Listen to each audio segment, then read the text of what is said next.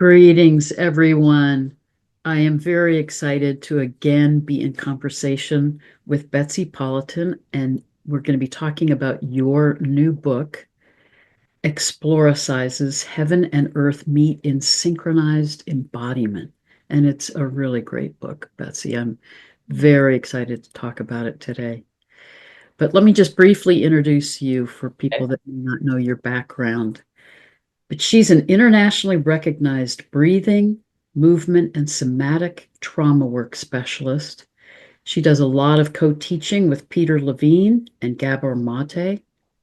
She's the author of the best-selling HUMANUAL, An Epic Journey to Your Expanded Self, which you and I have talked about in an earlier video for Yes. those who would like to see it. Yeah.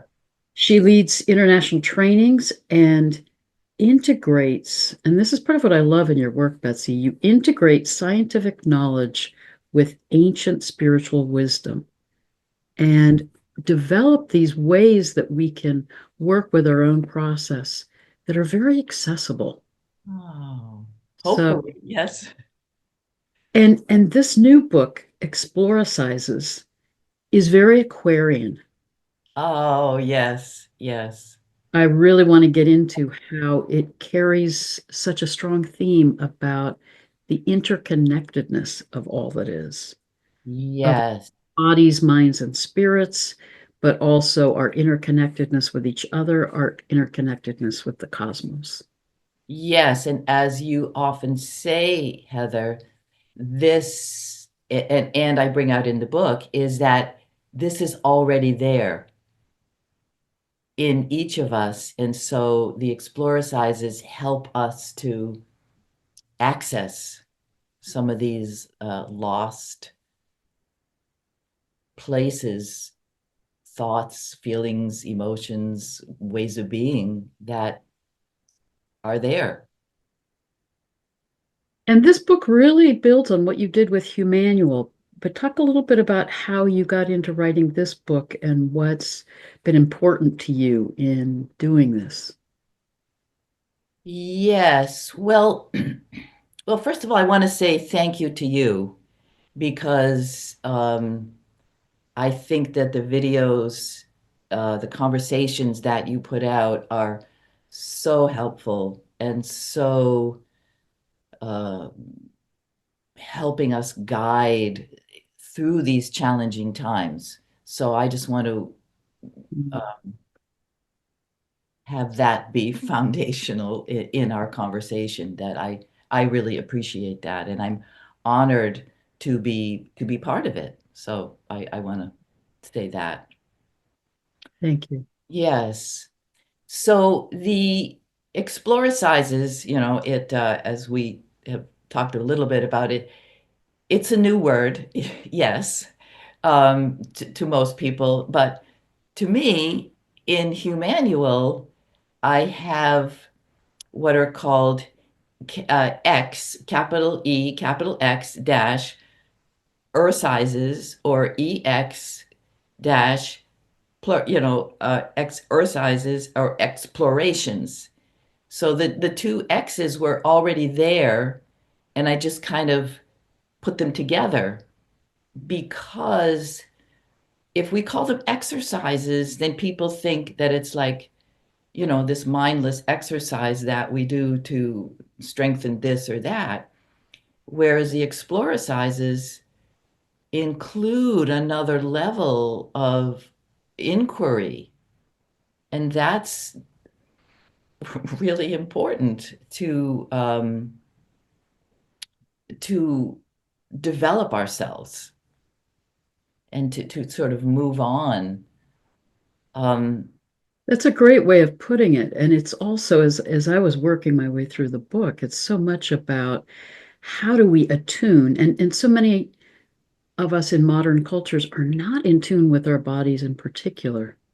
And I right, love that you really emphasize the importance of integrating the spiritual self with the embodied self. A right. lot of your work is about how do we come back into balance? How do we come back into coherence? How do Yeah. we release tension and ways that we're getting thrown out of balance emotionally? physically, energetically, in any way. Absolutely. And all the different Exploracises go in different sections, um, addressing all the things that you just mentioned. So maybe in our conversation today, we can talk about the breath, the relationship to the earth, the support, and in have some experiential processes that can, because again, it's not just talking about these things, you know. And as I was saying to you, when we first got together here, I was confiding really in you that, the book came out, and then about a week later, I was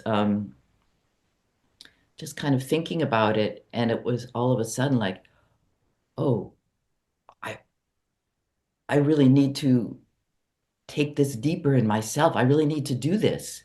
Like I really am attached to the ground. The ley lines, the fascial system really does connect to me and to the heavens, and the constellations are not just way up there. They are really in me. And it was so I think there's no end to the depth of this process. And as we've said, it's very Aquarian. And there's no limit. And I think that people talk about the new human, when the more we are connected to the sky, the earth, and because I do one of the Exploracises, and I have a different experience of myself, and then that radiates out, and it radiates to the sky, and it radiates to the earth, and the earth changes, and then I change. So there's this beautiful, I want to call it a dance, that we're kind of wanting to access more now, or Mm. able to access more. Beautiful. Yeah, should we start with some kind of breathing? Sure. Okay. Let's look at the image of the heart breath. Yeah. So let's just take a look at that and just kind of take it in. So your breath, obviously from the picture, connects to your heart, and it's your breath and it's your heart.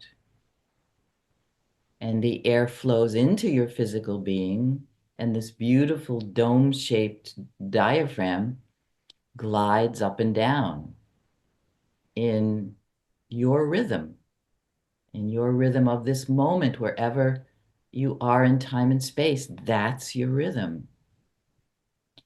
And the movement ripples through your being. And there are shape changes and thought changes and spiritual and perceptual changes. And noticing from the illustration that your heart is tucked in to the side of your left lung, and it sits on your diaphragm, so that every breath you take touches, moves, vibrates your heart. I mean, that's just amazing when we become consciously aware of that, I think. And your heart holds the freedom, the ecstasy, the joy, but also the pain, the shame, and the sorrow. And they sit side by side and share the space in your heart. And your breath flows through it all. And the air can flow through, and it can touch the walls, the concrete walls that we build can crumble when the air touches them. And the protection that we built to protect our hearts, which obviously was needed, well, now we can question it. Kind of like opening a window on the first day of spring after a long winter. So the pain and the joy, the heaven, the earth, the masculine, the feminine, they intertwine like vines growing together. And then put one hand on your chest and feel the movement of your breath, your rhythm, your hard-earned rhythm. And every note of your song is a glimpse of your life, harmonizing in this moment, the song of the spheres. And just feeling your hand rise and fall. And then honoring your journey, whatever it may be, as you're aware of your breath.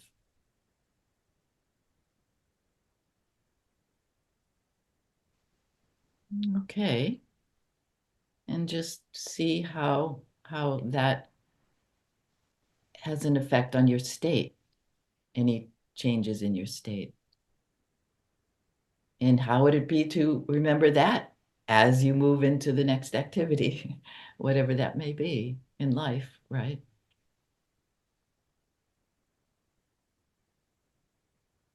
Beautiful. Yeah. Yeah, I mean, breathing, it sounds odd to say, but breathing is such a square one thing, that why wouldn't we start with that? It's so it's so simple, but it's such a powerful technique Right. because I can feel how it immediately pulls me into awareness of my body. And then you were Yeah, and even when you say it pulls me into my body, your hand just kind of goes there, right? And and then we have the awareness of the movement, because when we breathe, there's some movement, and that has an effect. It has a ripple through us. And so the bracing pattern that we all have gets just touched a little bit. and I think even just being aware of the breath helps us be aware or reconnect with that witness self. That we Exactly. begin to reflect on what what we're feeling physically, what we're feeling emotionally. Yes. And the breath is also about what's inside me, what's outside me, taking in, releasing. Yes. Yes. And that's why in most of my breath practices in Exploracises, there's no there's no counting. You don't have to have this many breaths in or this many breaths out.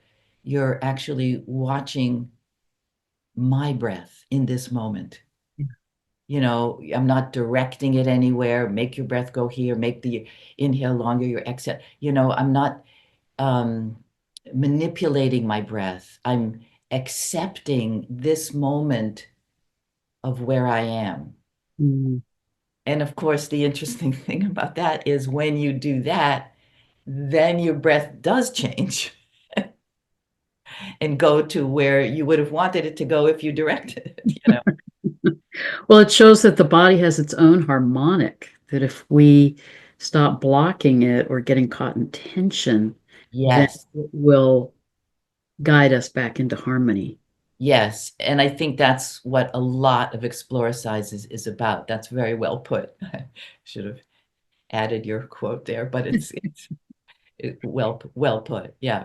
Another theme that we talked about in HUMANUAL, but I'd really love to circle back to it because it's so important in your work, is biotensegrity. Did I- Yes, yes. Right? Yeah. Yes, yeah, biotensegrity. Um, let's start with explaining it a certain way. And that is if we go back, because that makes it like incontestable when you understand it this way. Uh, that in our beginning, for all of us, we started as a single cell, and the cell goes on to divide and to grow and to split and to twist and to form pathways and tubes and tunnels and soft bits and hard bits to protect the soft bits. And it looks like separate components, but it's one entity. Mm. There's no physical parts. there's just distinctions. And it's really like hard for us to take that in, that, my arm is not a separate thing, that we are this one thing. And I like to use the example of the vendor in the park. Well, these happen in the United States. I'm not sure how much European people do this or other countries, but the vendor in the park, he blows up one of those long balloons and he twists the balloon and he makes, a head, and then he makes a tail and he twists it to make some legs, and it ends up looking like a dog, you know, and it looks like separate pieces, but it's the one balloon. And we are that one balloon, that wholeness. Um, it's real. And these forces of the oneness, they're an important part of our foundational integrity. Mm. So, without going um, too many changes, it's really this foundation is the oneness. And so let me talk a little bit about the fascia, and I'm getting to the tensegrity. Um, That's okay. Go into the fascia because I think that's so tied in with it all. And fascia is so extraordinarily important. And we've only fairly recently come to realize how important it is. right, because obviously it's not a newly discovered tissue, but it's been ignored by the anatomists for years because they didn't think it was important. So when they were doing dissections and stuff, they took the fascia and they threw it away and they looked at the muscles and the organs. And now we're saying, wait a minute, you threw away the important stuff. So, I mean, I think that's just a sign of our times, right? What's really important or what's really happening as opposed to kind of the way we've framed it before. Isn't it also true that once the body dies, it sort of collapses and dries up? And Yeah. they've actually inserted cameras now to Yep. realize how the fascia is full of these tubes and fluids. Yes. And Yes. That's the work of Neil Thies. Yes. you Yes. have a picture of that. Should I pull that up? But you want to take, let's see, pull up the number two, the fascia picture. Yes. So in the human body, oh, actually, mammals, lots of bodies have it. The fascial system is made up of collagen and elastin fibers. And the fascia is a thin casing of connective tissue that surrounds and holds every organ, blood vessel, bone, nerve fiber, and muscle in place. So the fascial web is this intricate, continuous, three-dimensional web with tubes and tunnels. And it's the matrix of our structural support. And it's multidirectional, multidimensional, and it allows us to move in all different ways. So I mean, just looking at the image and taking that in, that there's so much of that in us. And the cells begin creating fascia on day 15 after conception. So these tissues continue to develop and grow and multiply. And so they form what I like to call an elastic suit or envelope. So it's like you're wearing an elastic suit because it covers everything. Every bit of you is connected to every other bit of you. There's no parts, there's only distinction. So it's one unified, connected entity that's interdependent and independent. And it's a unitary system, top to bottom, birth to death. Fascia is the central connecting. And it's a communication system too, isn't it? Doesn't it communicate Absolutely. throughout the Yeah. whole body system? Yes, yes, yes. It let's feel it first. We'll talk about the communication system in a moment, but take a moment to feel your elastic suit. So again, these are not just words, but this is an experience. I mean, even if I take my hand and I take my pinky finger and I pull it back and I let it go, it pops right back. It's elastic. Mm. So take a moment and feel the elasticity. What does that mean to you? Because, all of this doesn't mean anything unless it means something to you. Looking at that picture, that is actually a picture, a real picture from inside. In the book, there are illustrations, and the illustrator was Chris Ouellette did a fantastic job of uh, making these into illustrations, but these are actually from uh, images of genuinely inside. So just take a moment to feel that, what that might what that might be like. So as you sort of move your body, like turn your head and then let go and it bounces back. Move your shoulder forward, let it go, bounces back. Turn, twist, and feel the elasticity. And then your hips have that. Your legs down to your feet, just like that sort of bounciness. So as we're doing this, and I'm saying, there's elastic and you're free to move. And some people are probably saying, oh, wait a minute, I'm not moving so easily, right? Because the fascia has been compromised in different ways. Sometimes it becomes sort of, I mean, it's supposed to sort of slide and glide, that's like its nature, but it can become rigid or brittle and not move. So if you move, it's like, oh, wait a minute, what's she talking about? I don't feel that. Um, or it can become flaccid, like blah kind of thing, oh, it's not elastic because it's like just a mush. I mean, we all have different places that have some of each of that. So if we kind of want to wonder about that because what that is, I mean, isn't that our bracing pattern or as we would call it, Heather, our trauma, right? Isn't it true, Betsy, that trauma can create blocks in the fascia and also Absolutely. literal physical scars from physical injuries can create blocks? Yes, and emotional ones too, right? Right. And so that prevents that fascial freedom and movement.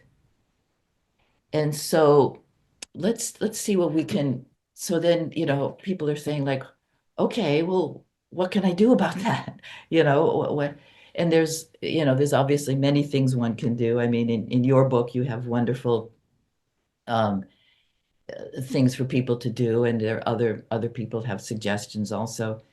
But oh, I just sort of related to your work and your work with the medicine wheel, which is beautiful process.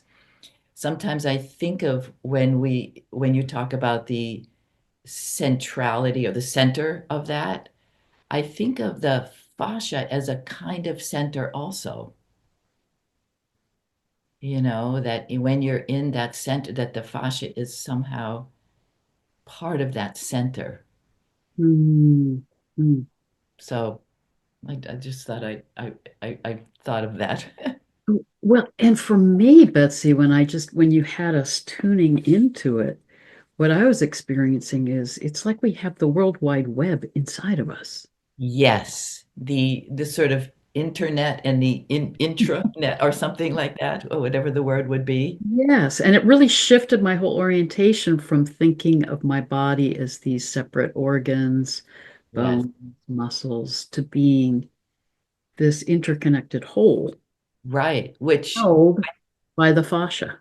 exactly, which it is. I mean, that's the reality of it. That's so much related to, a lot of your conversations with people about, we have, it's not exactly that, but we have these delusions about what is actually happening. And yet the reality is what you just said, Mm.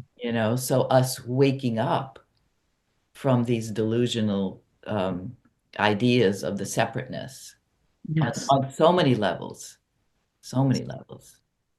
So let's do something, and I think we've talked about this a bit before, but when we talk about that bracing pattern or the brittleness or the lack of the web that that you're mentioning, what what prevents, like, how did we get there, kind of thing, why don't we just feel what you just said? And I think if we go back, maybe just to sort of infancy, and not, I mean, one could go back to pre and perinatal trauma, which is becoming more in the forefront these days, and realizing how important it is. It's not it's not just, well, oh yeah, well, the baby was nothing before, that's just not true at all, But if we start from when the, say, a small child, an infant, held in, the mother's arms, kind of like that. And if the or mother or parent or caregiver, whatever person is there, I mean, someone's there because the child needs that. And if the person is, cooking dinner or on their phone or doing all kinds of other things, the child feels um, not supported, Mm. not enough held. And so that translates into, well, I need to hold myself up, Mm. right? And that holding up is our bracing pattern. And especially holding up and through here. I mean, in my practice, and I'm sure when you were in, or when you're in practice, or anybody listening, how many people come in and say, my shoulders are so tight, right? It's like a thing of modern society. But I believe some of it's, I'm not held enough, I'm not supported enough. I need to hold myself up. And then if we continue that into later life, that turns into, well, I need to do it all myself. And how many people listening can relate to that, including, some of us. Very And then you feel like close. the weight of the world is on your shoulders. Exactly, exactly. And there's no support for it. Yeah. And when that's happening, there's no there's no flow, because the rigidity or the bracing, there's no flow. And what's interesting is that the fascial fibers um, contain about 70% water. Now we know that from the talk of water these days, that we're made up of 90% water molecularly, right? That's what the word is these days. But here's the thing. If somebody says, okay, you're made up of 90% water, almost our first thought is like, I'm just a bag of water. Why doesn't it just pool and drop down and I'm just like a water balloon, Why, if we're all water, why don't we look like that? But of course we don't.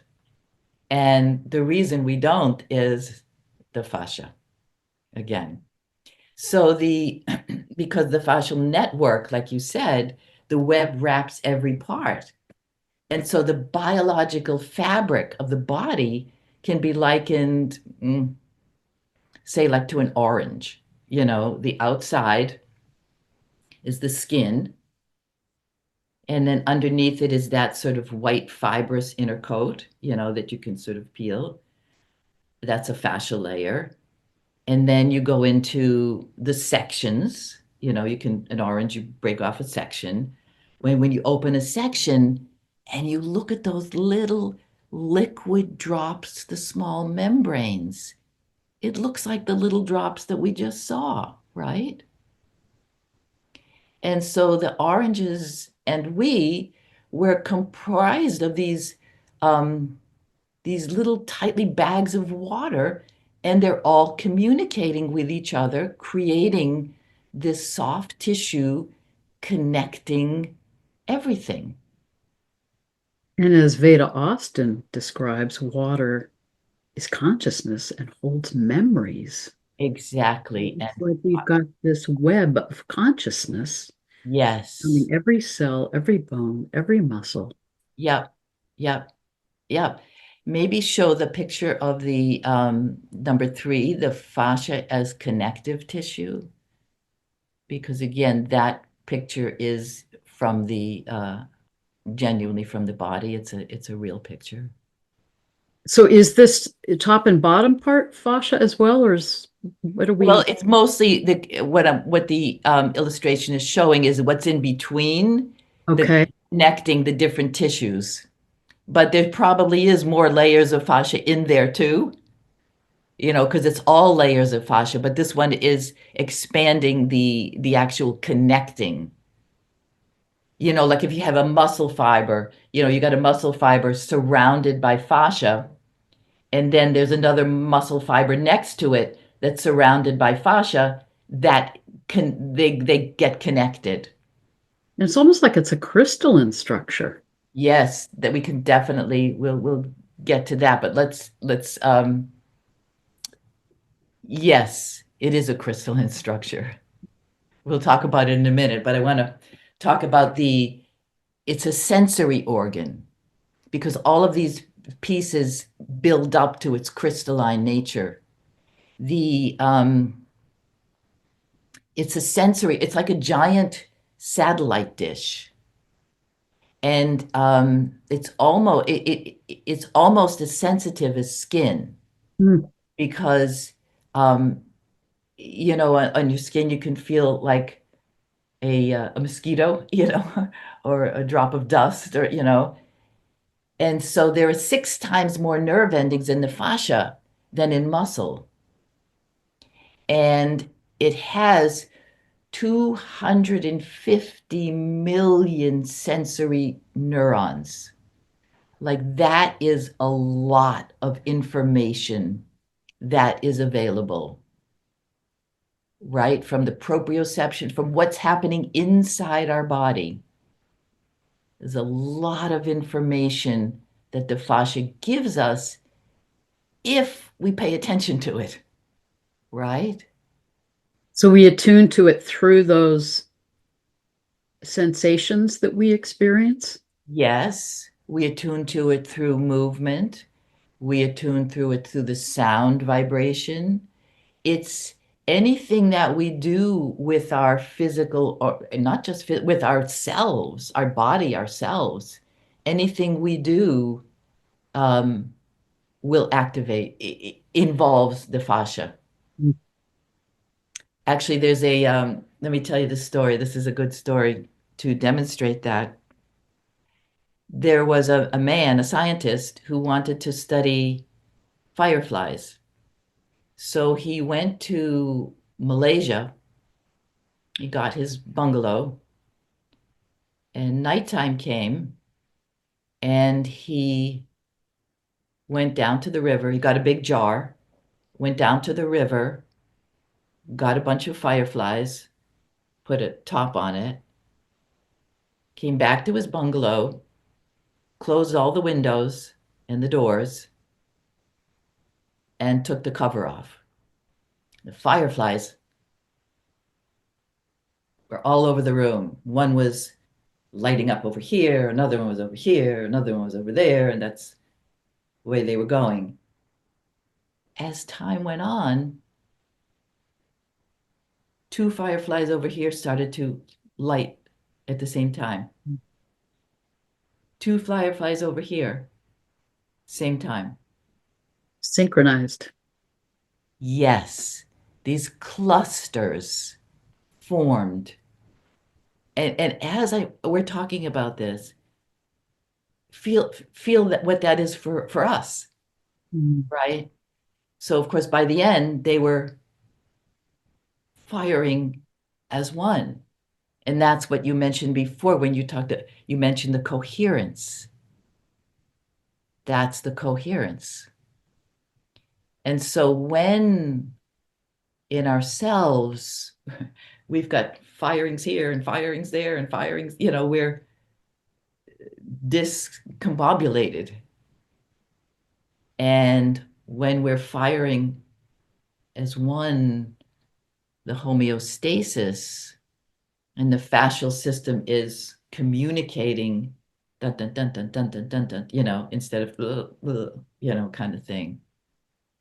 So like you said, we can access it in so many different ways. mm, Actually, one way to access the fascial system is to take your tongue and touch the inside your mouth, the sides of your cheek, like inside. It activates it enlivens. There's something about the tongue to the toes that the fascial system just like says, oh yeah, okay. So there's different ways to access all that. And that leads us to that crystal idea. That unity, that coherence has like a shimmering to it. mm, And it's been called a liquid crystal matrix gel. One of the first people to, I don't know if she was the first, but she was a big proponent of that word for it, was a woman, yay, doctor named Mei Wan Ho. And she was a person who studied genetics and the physics of the organism. She was against genetic engineering and anything like that. And she talks about fascia as the essentially a liquid crystalline in nature. And that's because you were saying also that that's highly representative, or responsive to the electrical charge. And it carries the impulses faster than the nervous system. So, and also the fascia responds as a whole to movement. So if I, like we just did, if I touch the fascia here, I don't just feel it here. There's something very subtle that goes on in the whole system. And like you mentioned before, the memory, it holds these memories and it can register new experiences. And I think the memory part of it relates to, again, what you've talked about in a lot of your videos of what's happening is we're uncovering now. We're not, it's not new. The stuff isn't new. There were ages before that had access to this. we're remembering. Exactly. Do you think, Betsy, this is so intriguing? I mean, I find myself fascinated by fascia. Yeah. Do you think when the shamans talk about we're becoming homoluminous ones, that our physical structure will change, that the Yeah. fascia will become more and more our dominant way of being? Absolutely. Absolutely. I have no doubt on that one, that that's exactly what it is. And that's why it's so interesting in our times now that we're discovering this. And so we get a little bit of insight like, okay, it's got the water in it, it's got the memory, and if you like the crystal thing is interesting because actually I have a crystal here. Oh, it's a little heavy. Um, if we picture this, if we translate it into liquid, you know, and picture that that liquid is flowing through every minute part of us, like, how can we not be homoluminous? Well, and it exactly because the communication happens through light. It, you've also said, I love this quote, fabric, fascia is the fabric of our soul. Yes, yes, I love that also because it's as soon as when I hear you say it and it just like it touches me so deeply, um, that it's because it's this living liquid web, and it's the superconductor. It drives and weaves and adapts in compression of the forces of our body, our lives. But it's like this happened and we grew this way. It's our biointelligence story. Mm, So isn't that our soul? Or isn't that related to our soul? mm, And then, this beautiful system touches everything inside of us. And how can it not radiate out to the person standing next to me? Or even we're on this, internet digital mechanical platform and we can feel it that way. It's amazing, mm. that it spreads. It's something that's kind of I think it's kind of funny or interesting that the liquid crystal matrix is also used to describe the properties of what's called hyaluronic acid, which is a major component of fascia. And it's the component that hydrates and kind of plumps it up, like in that, the original fascia. It's like that plumpy, and it's sort of a plumpy, gluey gel. And it happens to be very sought after in the fashion industry, in cosmetics. People buy hyaluronic acid to plump and have hydrated skin. It's, Interesting. and it's this gooey gel that is in our fascia. So if what you said a minute ago, if our fascia becomes the homoluminous, gooey, crystalline gel that it is, we don't need to buy hyaluronic acid to get, a more glowing complexion. It's just amazing, really, to be exploring this and how you also, I don't know if you want to get into this now, but I love how you see it. Everything mirrors everything else. So the fascia mirrors the intricacy of our earth ley lines, Right, mirrors the intricacy of the energies of the cosmos. right, They're right. Yeah. interconnected. Should we look at that? We could look at that. Well, we could look at the two illustrations. One is number 4, which is the fascia in the whole body. So if we can sort of accept that first, you know what I mean? That so gives an image of how it permeates everything. Exactly, exactly. Yeah. I mean, we just take that in that's, and then we can show that, as I said, sort of at the beginning, that we can just say, yes, we have fascia and we have ley lines and we have, constellations and movement of the stars, cosmos. But when we can really take it in that the whole thing is one and connected through the ley lines, the fascia, and the cos cosmic energy, Mm. like that's okay. This is the new Earth. This is the new. It's not even the Earth anymore. This is the new. And that they're all in communication with each other, and we're a vehicle for that communion, Yes, exactly. communication. Yes, exactly. And that, that's when this guy, we started to talk about Neil Thies, who um, he was a professor at pathology and oh, not was, I'm sorry, he is, excuse me, Neil, um, that he studied liver tissue, and he at first when they studied it, it was of these, passed on bodies that he saw the collagen was it was just a wall with cracks. That was it, But like you mentioned before, when they in 2015, he looked at the through a new kind of scope, a new kind of more powerful, and he saw that these cracks were these fluid-filled tubes and channels. Mm, And this was a total surprise to the medical field because before they thought everything was separate.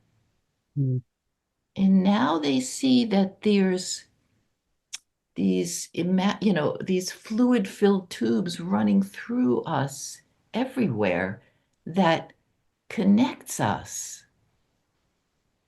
And it changed medical, views because it was like this three-dimensional sponge, honeycomb fluid, so alive. And he named it interstitium. And so that the interstitium is the actual fluid-filled zones of the fascial tissue. So beautiful. yeah, that's the name that he gave it, and that's really amazing. And it's, so like the fascia before, as I was saying, is so separate. Like when you see a piece of meat and it has that white lines running through it, that's the fascial, and they thought that that was separating things. Um, and when they realized that it has these tubes and fluid running through it, that it's connected. Mm, And then like what else in life is so connected? Like you mentioned the tensegrity. mm. That's let's see, let's bring that in. So it's actually holding the tensegrity. Exactly. Exactly. So the tensegrity, this is called a tensegrity structure that was invented by Kenneth Snelson, an architect, but made popular by Buckminster Fuller with the geodesic domes. This is the principle of the dome. And what it is we have these elastics that are going this way, and the sticks in this model are going that way. And they create a dynamic balance. And so in us, this isn't exactly true, but it's sort of like this. These are our muscles. The muscles and the fascia are structurally doing that, and the bones are pushing out against it. But of course, with the fascia, the fascia also has, I mean, the bones also have fascia. Mm, So it's everywhere. So this, when we hold, it's very light. And like we said before with the fascia, that super connectivity that we talked about includes everything. Like I said, when you touch your cheek, it's not just this that moves, it's everything. So this is true with tensegrity. You move this part, the whole thing moves. And again, that's our oneness. Now, what Exploracises is doing is taking that oneness and including the ley lines, the harmony lines, the earth, the planet, and including this here. it's And like all of them are in communication with each other. how could it not be? I mean, just don't the moon makes the tides happen. So, and we're 90% water. So, wait a minute, wouldn't that have some effect on us? So, and if you let's show the magnetosphere ones.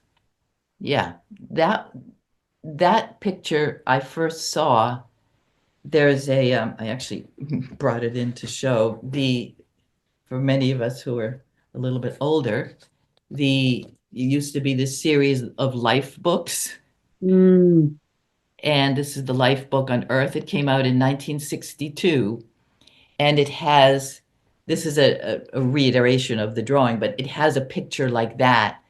And I remember looking at that thinking, that looks a lot like a person. Oh, interesting. And then the next slide is this is old. I mean, this picture is old. This one is more modern. Now, does that look like a person or not? You know, Lying down, yes. who's going to argue that there's some connection between us and that, Wow. right? And it's, it's this tensegrity idea has um, come into play, and the connection now, like, in the forests with the trees being connected, and the mushrooms and the Mycelium. mycelium, right? Yeah, the connection, and for us humans, um, a biological imperative to be connected. Like a human infant does not survive without somebody taking care. We don't think of it, but I'm sorry, go ahead. Yeah. Going back to that image of the mother holding the infant and being distracted, I was realizing as you were describing it, the fascia is probably picking up on the sensitivity of her touch, the degree of her holding. It's attuning emotionally as well as physically to what's happening in the interaction. So, so true. And that's at a time, as we know, a horse is born, they can walk. They're all programmed. They can walk, very quickly. Human babies don't walk for a long time. So what you're saying is that we're getting programmed by our environment, and that gets laid down as a program. Oh, somebody is, interested or not, or am I worthy? I mean, we make meaning from all these things, and these meanings stick until we recognize, and they're so glopped into us, you know. Well, and as you know so well, they get encoded in the body. So often we're not even conscious of the trauma or the Yeah, belief that we've taken in, but the body holds the yeah, memories and awareness. And that's part of what's so powerful about these Exploracises is you're helping us have mindfulness practices yeah, attuned to that awareness of what's blocked or what's tight or what's torqued in our bodies that right. then can help us unpack those memories and clear those false beliefs to Yeah. come more into wholeness. I totally, and I think that, that leads us to, thinking or mentioning a lot of people are talking about a new human, you know, and talking about like the caterpillar reaching full size, it forms the chrysalis and it goes a transformation and it turns into the butterfly. But what if the caterpillar had, their mother caterpillar didn't hold them like like we just, what if the caterpillar had a bracing pattern that interfered? Would that metamorphosis happen Mm. in the same way? So I mean, yes, for some people the change happens like that. Like, I remember reading Eckhart Tolle's The Power of Now when I was younger, and it was like, wow, he woke up and then there it was. But, is that going to happen for everybody? I don't know. But I think for now, paying attention to our mental, physical, emotional, spiritual self and allowing some kind of shift is plenty. Because in that moment, we are a new human, and yes, that will probably at some point turn into, communication being without words, and the bodies will transport and all. That will probably happen. But for now, let's do what we can to expand our consciousness, Mm. as you talk about, And clear the blocks. clear And the blocks I think to, part of what you're saying, Betsy, and it's such a theme in my videos, is to move into that expanded consciousness, we need to clear what weighs us down or holds us back or blocks us Yes. physically, emotionally, spiritually. And like I said earlier, we could talk about your book for hours because there's so much in it. Right. But part of what I love that you do in this book is you look at all these different ways that we can get tight or tense or blocked, and you provide exercises that relate to different emotions, Yes. exercises that help to clear trauma, Yeah. exploricises, I should say, Explorizes, that exactly. Yeah. will help us move more into spiritual consciousness. Right. So Right. it's beautiful the range of what you're exploring and guiding us in how we can do that in an integrated, embodied way. Well, thank you. I appreciate that. And a lot of it is, coming back to ourselves, right? And a lot of our difficulty is sort of stress or trying to be someone else, in a certain way. And this, I'll throw this in because I listened to your talk with Keone, the last talk you had, and he said if we write a book on Aquarian, Atlantean ways or with the ways of mirror, he said it would be one page. It would be choose yourself. That's what he said. Now I'm going to add another page to it that says everybody else is taken. Oh, that's great. That's Right. Yeah. So that's, like what you're just saying is, when I pay attention in this way and I do, it's choosing ourselves and not trying to be like this or that, which is so tempting in modern society. well, what's so beautiful too about that, and we can end on this note, but Yeah, what's sure.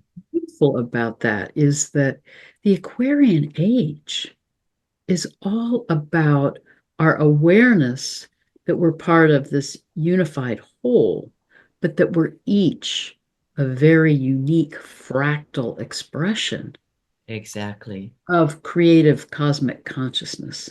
And if we're not living that unique expression, that's lost to the cosmos.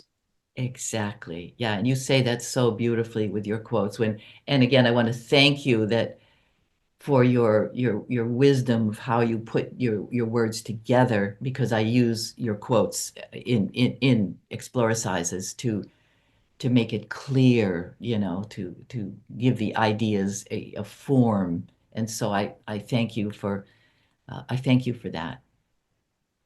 Well, thank you, Betsy, for the depth of the work that you've done, the healing work that you're doing with all of this, and the way in which you're one of the pioneers helping us to understand that true embodiment of heaven and earth, of our spirit and soul self, and our sacred embodiment. So thank you for that. Yes. And thank you. And how could it be any other way, right?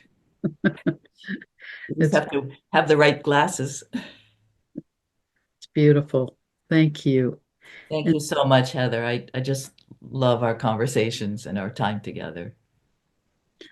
And thank you to all of you who are listening who are on this path of spiritual expansiveness and sacred embodiment. Blessings to all of you. Blessings.